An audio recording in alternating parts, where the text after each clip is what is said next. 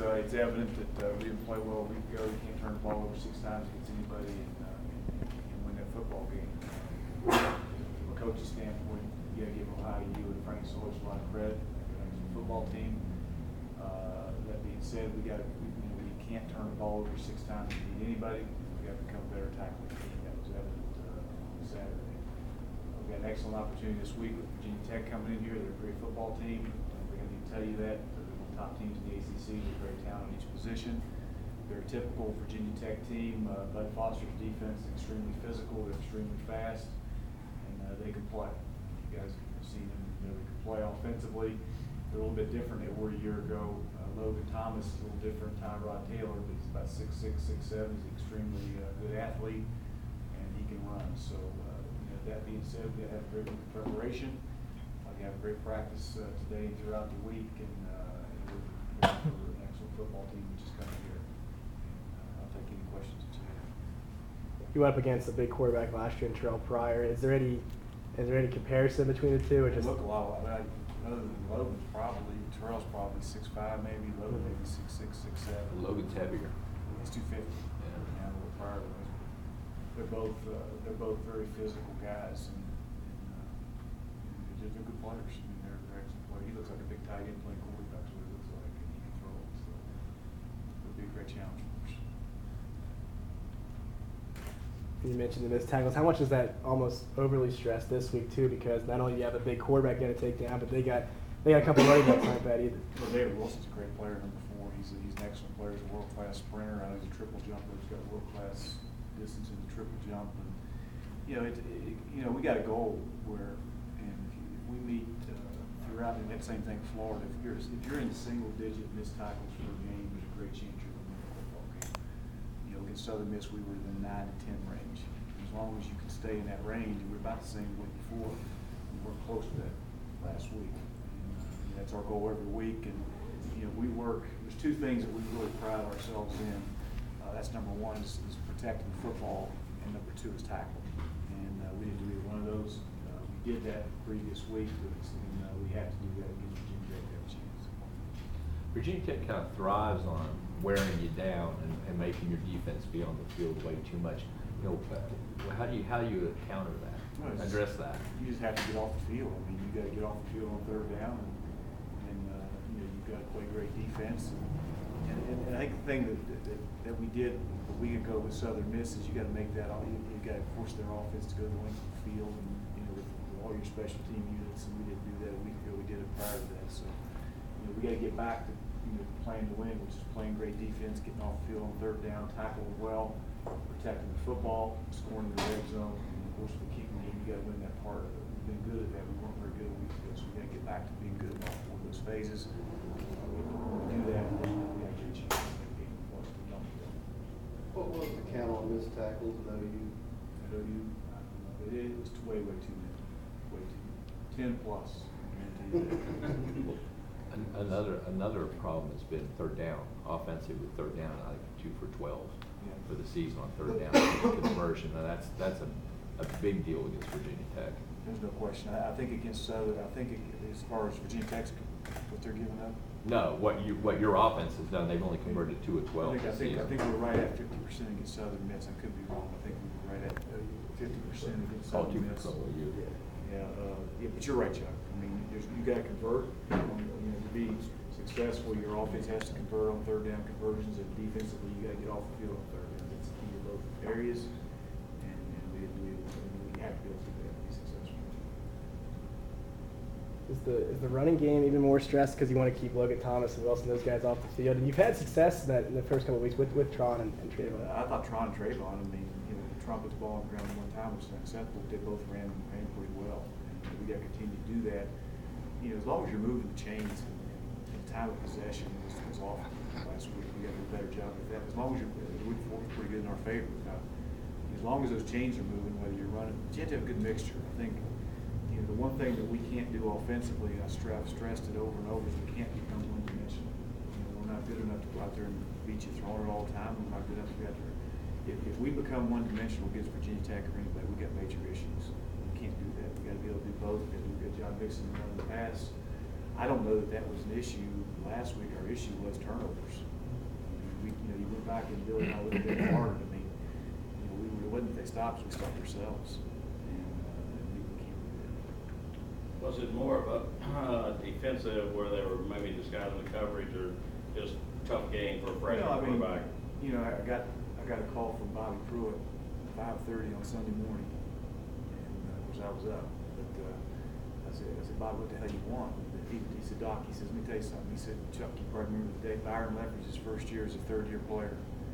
His third year, he sat behind Chad for 2 years. He went to Toledo through 5 interceptions. They got beat 48-0 or something at Toledo. They started out 2-4. They ended up winning the MAC championship that year. That was Byron got booed off the field. I mean, Byron struggled early in his career as a third-year player. This kid's been on campus for 3 months, and he's gonna, there's gonna be some, there's gonna be some learning curve there. There's gonna be some, we'll go through some things with him. I'm not making excuses for him. He had, there's a couple times he had one tip ball that was intercepted. He had one there at the end of the half. 2 of them were on him, and he understands that. But he also understands if he turns the ball over, he can't ball. But there's some times that he's got to grow up quick. He is a freshman. He is our guy, and there's no quarterback controversy. And we got to get him better. It's our job. Doc, you might address it. Did you feel like they were a little lethargic after some of his turnovers to kind of take the air out? Yeah, I mean, he turned the ball over 6 times. He's going to take all the air out. No question, he's going to have. But that can't happen. I mean, defensively, you got to stick your feet in the ground, get your cleats in the ground, and go play. And that's what this program built on that, and we have to be able to do that. But we can't. Like I say, we turned the ball over 6 times against anybody. We couldn't beat anybody over 6 times. How much do you need the crowd this week as a legend your favorite? Absolutely, we got a great team coming in. I mean, we got top. What are they ranked? 12th, 13th in the country right now, and they're coming in here, and it's going to be a great day. We'll get a great crowd, and it's a great opportunity to showcase our program. It's a televised game, and we'll have some recruits here, and we're looking forward to it. Obviously, when you play Virginia Tech, special teams talk about a lot. It seems like your team has done a pretty good job with that, except for in the 2 losses, the 2 kickoff returns have hurt. And that hurts badly, with the 2 kickoff returns that we've studied. We looked at hard on why those 2 happened. Is it a personnel issue? We can change the personnel there, type of thing. We got to work to get that fixed. But you're right. I mean, Frank Beamer from the last 20 years. I mean, I don't know exactly how many times I've learned that play Virginia Tech. It's probably been 20 plus for sure. But we've lined, whether it be NC State or West Virginia, that lined up against the Frank Beamer coach team. And the one thing they always do is play great special teams. They've been known for that for 25 years or whatever it's been. So we'll have to be well prepared because I know they will be. On the flip side of that, it seemed like you all were literally a yard line away from breaking a couple of those against OU, and that could have changed the momentum. What can you do differently on those to sort of stay on your feet and in control and hit that hole? Booker shooting to stay on. And we were close. I mean, there was a couple things in that game. But that's football. Southern Miss, every play that we made, every challenge there we got, every turnover we ended up with. That's what good teams do. They make things like that happen, and we didn't make that happen last week. Jack drops the interception within 6. I mean, Booker falls down on the return. I mean, those plays all happened for us the week before. They didn't, but you know what? Good football teams find ways to make that happen. We got to do a better job of it. I know it's been a couple of years ago, but Dave Wilson had the best game of his career against Marshall whenever Marshall went down there in 2009. Did you all as a staff watch that just to check his mannerisms, or is it just focused on this year? We went over every tape from a year ago. Of course, they had 2 great tailbacks a year ago, both in the NFL. If I remember right, they both drafted first-round guys, and he's no different. But they're a little bit different with what they're doing with Logan, what they did with Tyrod, but not a lot. They're a typical Frank Beamer coach team. It's going to be very sound fundamentally. They're going to play extremely hard when they're looking at coach.